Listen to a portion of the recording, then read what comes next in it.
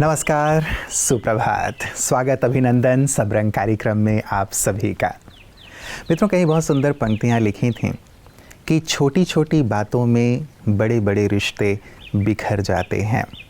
सचमुच रातें निकल जाती हैं, बातें निकल जाती हैं, लेकिन फिर भी बातों की जो कसक है व्यक्ति अपने दिल में लिए रखता है और इस कारण रिश्तों में बिखराव आ जाते हैं। मित्रों, हमें ये तय करना है कि बातों को इम्पोर्टेंस देना है या रिश्तों को। बातें आती हैं, चली जाती हैं, लेकिन उन बातों के कारण हम अपने रिश्तों में दरार न पड़ने दें। रिश्तों को वक्त दें, इसे वक्त की आवश्यकता होती है। जैसे पौधों को पानी देने की ज़रूरत होती है, वैसे रिश्ते भी हमसे वक्त की डिमांड करते हैं। और जब बैठ कर के बातें की जाती हैं तो जो बातें दिल में घर की हुई होती हैं वो बातें निकल जाती हैं और रिश्ते सामान्य हो जाते हैं। आप जानते हैं कि रिश्ते कितने मूल्यवान हैं। रिश्ते हैं तो जीवन में संगीत है, मधुरता है, आनंद है। इसीलिए बातों को तवज्जो ना देते हुए हम रिश्तों को तवज्जो दें, उसे हम महत्व दें, तभी जीवन खुशहाली से भरपूर होगा। ताकि रिश्तों को महत्व देने की सुंदर बात और संकल्प के साथ चलते हैं आज के सुंदर सुवाक्य की ओर। रिश्तों को बरकरार रखने के लिए झुकना पड़ता है। जीवन में रिश्तों का होना हमारे जीवन को जैसे एक सहारे की महसूसता कराता है। हमारे विकट हालातों में हमारे अपने ही हिम्मत का साथ देते हैं, लेकिन अपने रिश्तों को बरकरार रखना भी एक चुनौती है। अपनों के बीच रहने में थोड़ी नोकझोंक भी जरूर होती है, और अगर हम में निर्माणता का गुण नहीं तो रिश्तों में दरार आना शुरू हो जाता है। इसलिए हमें हर एक का सम्मान करते हमेशा झुककर चलना चाहिए। छोटे बड़े हर एक की राय को सुनना चाहिए। परिवार की एकता का सूत्र ही है सबको एक समान प्यार करना और आदर करना। मित्रों, कहते हैं कि आपकी खुशी में वो शामिल होते हैं जिन्हें आप चाहते हैं, लेकिन आपकी तकलीफ में वो शामिल होते हैं जो आपको चाहते हैं। बहुत ही गहन सी बात है मित्रों। इसीलिए जो हमारी तकलीफ़ में साथ देने वाले हैं उन्हें हम नज़रअंदाज ना करें या कभी उन्हें तकलीफ़ ना दें, क्योंकि जब हमारे जीवन में मुसीबतें आती हैं, परेशानियां आती हैं, तो उन्हीं लोगों का साथ सहयोग हमें प्राप्त होता है। और हम जानते हैं कि जीवन की तकलीफ़ों में साथ की बहुत ज़्यादा आवश्यकता होती है, सहयोग की आवश्यकता होती है, और इसी से हमारी तकलीफ़ आधी हो जाती है। हम ये महसूस करते हैं कि कोई हमारे साथ है, किसी का हाथ हमारे कंधे पर है, और ये महसूसता जीवन में बहुत बहुत ज़रूरी है। इसीलिए ऐसे रिश्तों को हमें बहुत संभाल कर रखना चाहिए। तो आइए रिश्ते की इस महत्ता को समझते हुए आगे चलते हैं अपने अगले सेगमेंट, आपकी सेहत आपके हाथ की ओर। ओम शांति। कॉन्स्टिपेशन कोई बीमारी नहीं है, लेकिन कॉन्स्टिपेशन से बहुत सारी बीमारियां हो सकती है। और कॉन्स्टिपेशन होने का मेन रीज़न जो है वो है सही अगर डाइट नहीं है या फिर हमने ठीक से अगर एक्सरसाइज नहीं किया तो उसकी वजह से कॉन्स्टिपेशन होता है। लेकिन अगर हम डाइट ठीक से ले रहे हैं और एक्सरसाइज भी ठीक से कर रहे हैं फिर भी हम कॉन्स्टिपेशन का शिकार हैं, तो इसके लिए हम क्या जवाब दें? इसका जवाब ये है कि हम कई बार ऐसा होता है कि हम बहुत सारी बातें अपने मन में हम पकड़ के रखते हैं। पुरानी पुरानी बातें होती है, कुछ लोगों के साथ ऐसे रिश्ते होते हैं जो कोई खास अच्छे नहीं होते हैं, उन सारी बातों को हम पकड़ के रखते हैं। तो जितना हम बातों को पकड़ के रखेंगे यानी होल्ड करके रखेंगे, उतना ज़्यादा कॉन्स्टिपेशन की समस्या भी बढ़ती है। तो याद रखिए, डाइट और एक्सरसाइज के साथ साथ हमें ये जो हमने होल्ड करके रखा है लोगों को, सिचुएशन को, सर्कमस्टांसेस को, उन्हें धीरे धीरे लेट गो करना है। और ये लेट गो हम कैसे करेंगे, क्योंकि बोलना आसान है, करना ज़रा मुश्किल है। उसके लिए हमें मेडिटेशन टेक्निक सीखना होगा। धीरे धीरे हमें मेडिटेशन करना होगा। मेडिटेशन करके हमें अपने आप को परमात्मा से कनेक्ट करना होगा। और जो पुरानी बीती बातें हैं जिसको हमने बहुत पकड़ के रखा है, उसे धीरे धीरे जब हम छोड़ते जाएंगे तो ये कॉन्स्टिपेशन की प्रॉब्लम भी अपने आप ठीक होती जाएगी। तो आज दिन तक हमने डाइट का ध्यान रखा, एक्सरसाइज अच्छे से किया, लेकिन हमने जो बातें पकड़ के रखी थी उसे छोड़ने का प्रयास नहीं किया था। तो अब कॉन्स्टिपेशन को दूर भगाने के लिए ये तीसरा एंगल जो आपने अभी तक ट्राई नहीं किया है उसे ट्राई करना स्टार्ट कीजिए, यानी कि मेडिटेशन करके let go of your all those negative emotions, तो आपकी कॉन्स्टिपेशन भी एकदम ठीक हो जाएगी। Thank you. ओम शांति। मित्रों, रिश्तों की खूबसूरती या महत्व को यदि हमें देखना है तो एक बार हम ब्रह्मा कुमारीज ईश्वरीय विश्वविद्यालय की ओर ज़रूर देखें। यहाँ की सभी भाई बहनें, सभी ब्रह्मा कुमार ब्रह्मा कुमारियाँ एक परिवार की तरह रहते हैं। एक परिवार की तरह इस रूप में कि हम एक ईश्वर पिता की संतान हैं, आपस में भाई बहन हैं। भले ही खून का रिश्ता नहीं है, लेकिन उस रिश्ते से भी कहीं बढ़ कर के एक दूसरे से प्यार, एक दूसरे के लिए सम्मान, एक दूसरे को आगे बढ़ाने की भावना, ये जो एक अपनत्व है, रूहानियत है, सचमुच इस परिवार की शोभा है।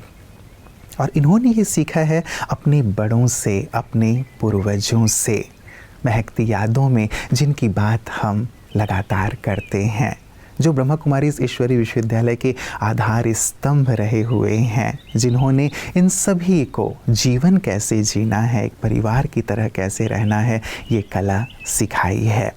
आज मित्रों, महकती यादों में ऐसी ही एक महान विभूति को हम याद कर रहे हैं। वो हैं दादी हृदय पुष्पा जी, जिन्होंने अपना संपूर्ण जीवन ही ईश्वरीय कार्य अर्थ समर्पित कर दिया।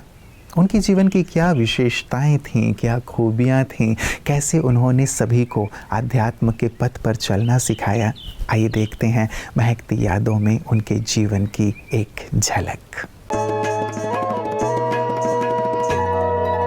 ईश्वरीय यज्ञ के आदि रत्नों में रत्न विशेष थी आदरणीय दादी हृदय पुष्पा जी।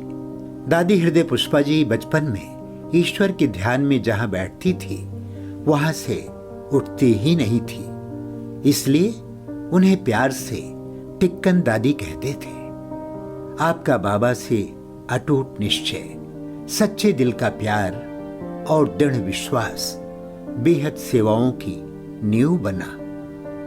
बेंगलुरु में रहकर आपने पूरे कर्नाटक की सेवाओं का कार्यभार संभाला। बाबा के हजारों बच्चों की पालना करते हुए आप बहुत ही लाइट रहती थी।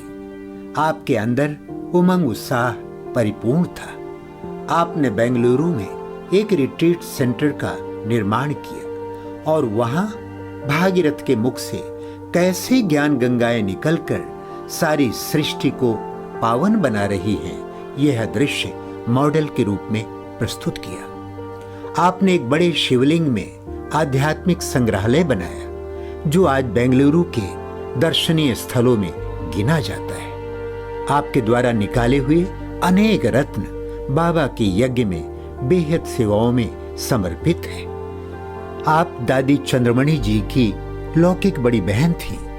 आपको स्वयं ब्रह्मा बाबा ने आत्मा का परिचय दिया, जिसके बाद आपको अपने आत्मिक स्वरूप का साक्षात्कार हुआ और इस प्रकार आपके अलौकिक जीवन की शुरुआत हुई। और देखते ही देखते आपका संपूर्ण परिवार ईश्वरीय यज्ञ में समर्पित हो गया। आपके सामने जो भी आए, चाहे वो ज्ञानी हो या भक्त, सभी आपसे वरदान एवं प्रेरणाएं लेकर के जाते थे। कईयों को तो आपसे देवी का साक्षात्कार भी होता था। आप 15 जुलाई 1996 को अपने भौतिक देह का त्याग कर अव्यक्त वतनवासी बन गए।